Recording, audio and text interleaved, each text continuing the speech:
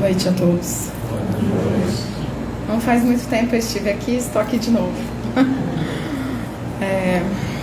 Quando eu estive aqui, eu contei uma historinha para vocês de um livro que eu gostei muito, né? E eu falei um pouquinho sobre a moral. E aí, na historinha, né, que eu tinha contado, mostrava um pouco das diferenças das culturas e do valor, da valorização que era dada à moral e à ética nas culturas greco-romanas, tá? Inclusive sobre a perseguição dos cristãos, que começou com aquela comunidade que não tinha uma valorização da moral, né, dos princípios e tudo mais.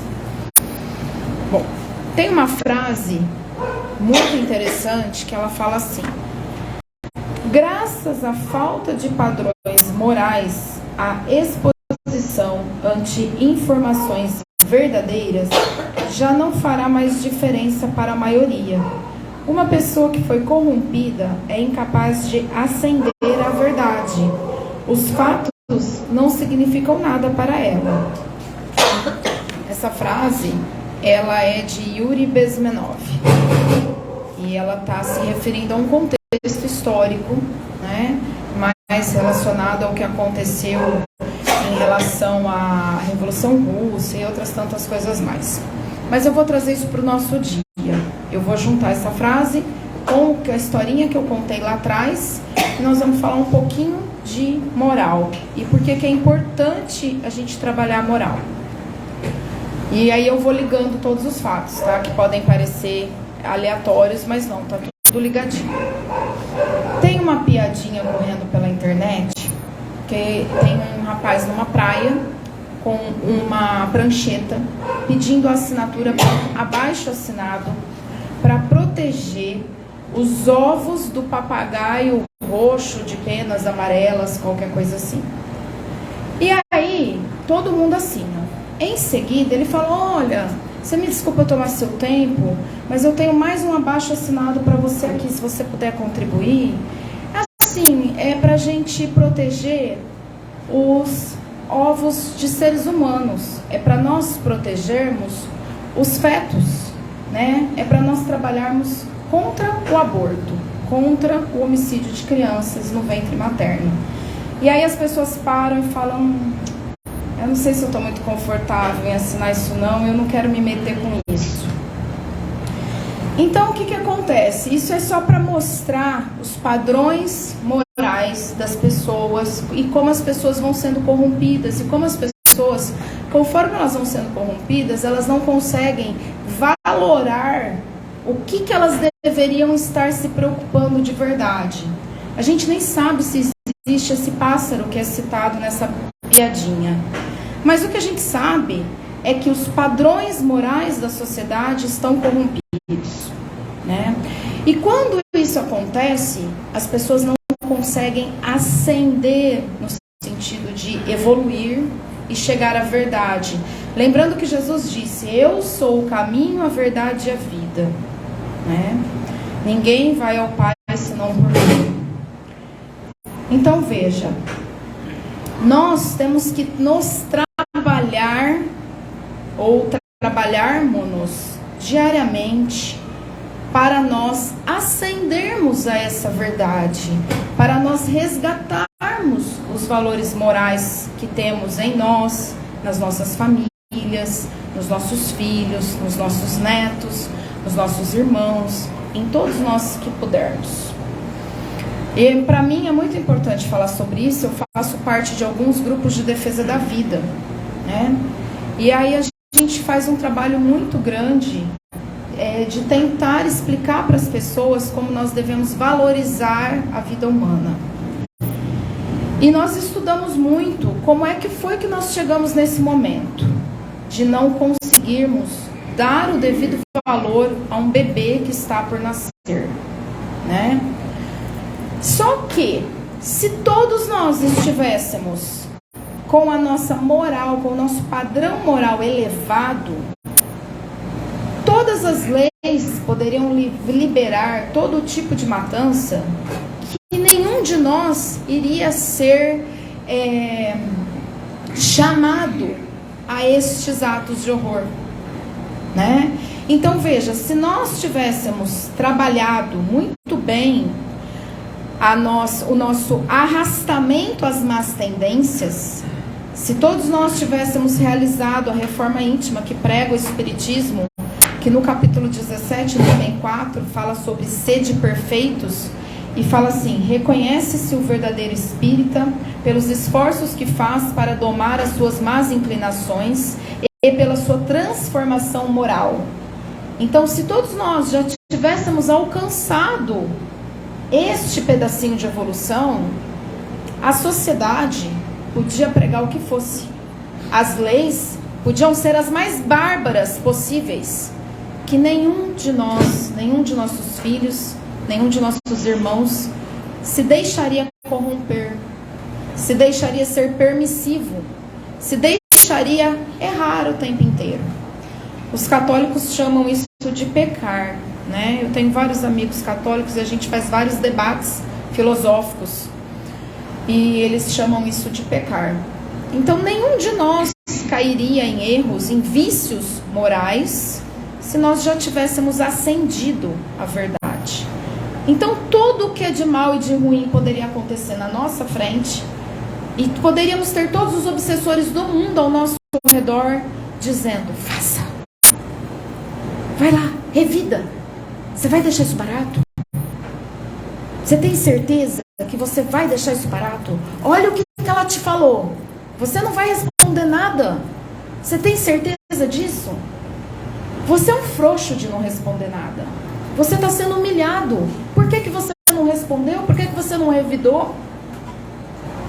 Né? Nós poderíamos ter qualquer pessoa do nosso lado falando, nos instigando às práticas do mal, e nós não nos deixaríamos abater. E o nosso maior exemplo disso é Jesus, né? Porque Jesus, segundo consta, né, a gente tem algumas versões aí para o que aconteceu, mas segundo consta, no período de 40 dias de deserto e jejum que conta a Bíblia, ele foi tentado, né? O que seria isso? Seria talvez essa comunicação que a gente tem diariamente, né? Que os espíritos diariamente estão conversando conosco. E uma das perguntas do livro dos Espíritos diz: os espíritos influenciam em nossas vidas? E aí vem a resposta: muito mais do que vós imaginais. Eles é que a destinam, dirigem, orientam e etc. Conduzem, né? E nós deixamos isso acontecer. Foi perguntado para Chico Xavier: macumba pega? E Chico Xavier disse: depende, né? Se nós estivermos com um padrão vibracional elevado, nada nos atinge. Agora, normalmente nós não andamos com um padrão vibracional elevado. Então, tudo nos atinge, né? A macumba pega, o espirro do vizinho pega, né? O gato preto que passa no meio do caminho pega, e por aí vai, né? Então, para mim, né, eu trabalho muito, sempre que eu posso, o resgate da moral. E como é que a gente faz isso? Como é que nós podemos resgatar os bons costumes? Como é que nós podemos resgatar os valores morais? Como é que nós podemos resgatar a ética? Tem pessoas que entendem que existe uma diferença entre ética e moral. E quando a gente vai estudar a origem da palavra, embora elas tenham origens de palavras diferentes, por isso que uma vai para moral e a outra vai para ética, elas significam basicamente a mesma coisa, lá na sua origem grega. Então, tanto faz você dizer uma como a outra. Mas, como é que nós fazemos isso no nosso dia a dia? E aí nós temos uma outra resposta, que é trabalhar as virtudes. E quando nós falamos em trabalhar as virtudes para os outros, parece que nós voltamos no tempo, e estamos em aproximadamente 1600 por aí, e as pessoas olham pra gente e falam: que coisa retrógrada, que coisa absurda. Não faz sentido numa sociedade moderna, contemporânea como a de hoje, nós falarmos em virtudes, né? E aí nós temos a seguinte pergunta, nós temos a seguinte explanação na pergunta 893, que fala sobre a perfeição moral, no capítulo 12 do Livro dos Espíritos, no livro 3º. Qual a mais meritória de todas as virtudes? E aí vem a resposta. Todas as virtudes têm o seu mérito, porque todas são indícios de progresso no caminho do bem. Há virtudes sempre que há resistência voluntária ao arrastamento das más tendências. Mas a sublimidade da virtude consiste no sacrifício do interesse pessoal para o bem do próximo, sem segunda intenção. A mais meritória é aquela que se baseia na caridade mais desinteressada. Bom, então assim, veja, se a gente pegar o Evangelho, nós temos lá que nós precisamos nos esforçar para domar as nossas más inclinações e para fazermos a nossa transformação moral. Quando a gente pega o Livro dos Espíritos, nós temos isso, que a virtude que todas as virtudes caminham, nos levam para o progresso, mas que a mais meritória é a que dá resistência voluntária ao arrastamento das más tendências. Ou seja, para todos os lados que nós olhamos, nós precisamos nos transformar moralmente. Nós precisamos olhar para dentro de nós, tirar o nosso orgulho de lado, descobrir os nossos verdadeiros defeitos, encarar os nossos verdadeiros vícios e aí começar um processo em cima disso de reforma íntima, que são duas palavras que as pessoas morrem de medo. E quando a gente fala reforma íntima dentro de uma casa espírita, normalmente é motivo para você mandar a pessoa embora.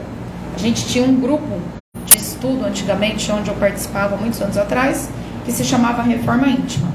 E aí rapidinho ficou vazio. Aí nós transformamos o nome para autoconhecimento. Aí ficou mais fácil, aí lotou a sala. Porque aí não parecia que a pessoa ia ser obrigada a se modificar imediatamente. Parecia que ela ia ter um tempo maior.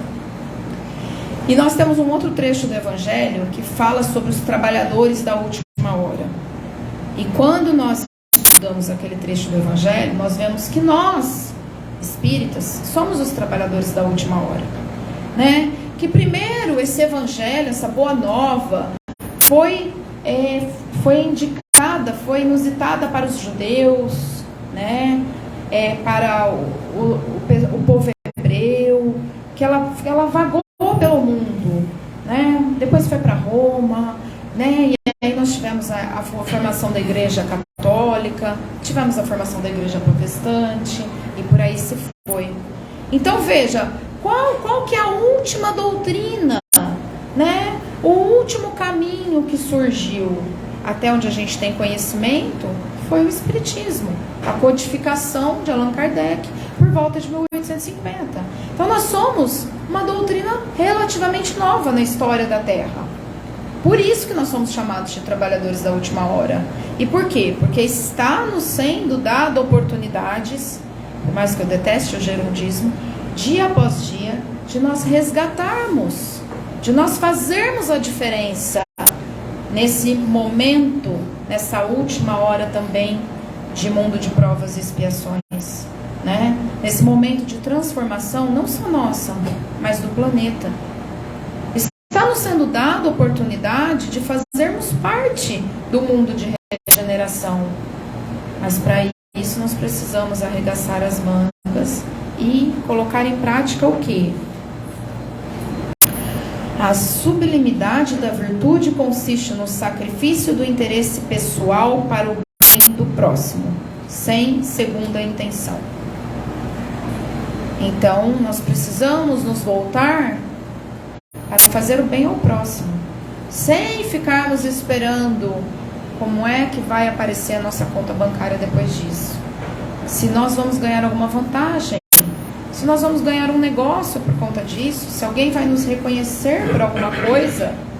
Tem muita gente que faz caridade porque quer ter a sua foto estampada no jornal, como aquele que doou 1000 cestas básicas para que fosse distribuído num evento da primeira origami, etc. Né? E aí eu aprendi algum tempo atrás que essa caridade também é válida, porque também tem muita gente que está passando fome, então também vai ajudar. Só que aí vai ter aquela frase, né, que a mão esquerda não sabe o que faz a direita, ou que a direita não faz o que sabe a esquerda. Mas o que acontece? Se o teu objetivo é ficar conhecido fazendo a caridade, quando saiu a sua foto no jornal, você já ganhou o seu objetivo. Então você não vai precisar ganhar nada no mundo verdadeiro. Você não vai precisar ter um degrau extra de evolução na hora que você sair da Matrix. Porque você já recebeu a sua recompensa, que era simplesmente aparecer no jornal. Então, assim, a gente, às vezes, é muito doloroso, né, no momento de julgar os outros, né? E eu não faço parte disso, imagina, longe de mim isso, eu nem acabei de fazer isso agora há pouco. Mas aí, o que acontece? Nós temos que lembrar disso, que às vezes, para essas pessoas, o que era importante era simplesmente isso, ela já vai ter recebido a sua recompensa. E aí nós temos que verificar dentro das nossas consciências o que é importante para nós. Eu tenho um amigo que ele fala assim, bom, mas se eu perder aqui, se eu perder ali, se eu perder esse problema ali, não tem problema nenhum, porque eu terei ganhado a vida eterna. Então é aquela crença de que ele vai ser recompensado na vida após a vida, né?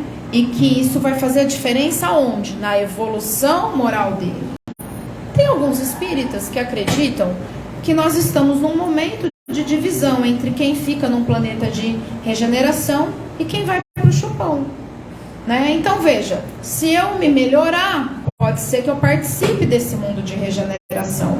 E se eu não me melhorar como trabalhador de última hora, pode ser que eu vá que eu continue num mundo de provas e expiação, que eu continue num mundo de brigas por ideologias políticas, que eu continue num mundo de brigas se tem vírus, se não tem vírus, se tomou remédio, se não tomou remédio, se vai sobreviver, se não vai sobreviver, e continue sofrendo por isso, né? Porque cada um de nós sofreu de uma forma os últimos anos. Cada um de nós teve uma dor diferente. Algumas pessoas se doeram por questões de saúde e outras pessoas por questões políticas. E outras pessoas ainda se doeram pelo divisionismo que surgiu em cada família, pela falta de tolerância uns com os outros. Então, cada um de nós teve a sua dor. E aí, muitas vezes, nós falamos assim para os nossos amigos, mas você não sabe o que eu passei. Como é que você vai falar alguma coisa se você não sabe o que eu estou sentindo? Você não sabe o que eu sofri? Quando a gente fala essas coisas, é o nosso orgulho que está dizendo. Porque embora aquela pessoa, pode ser que sim e pode ser que não, tenha passado por aquela minha dor, pode ser que ela tenha passado por algo muito pior, pode ser que o problema dela era muito mais grave do que o meu. E aí eu não conheço a essência de cada um.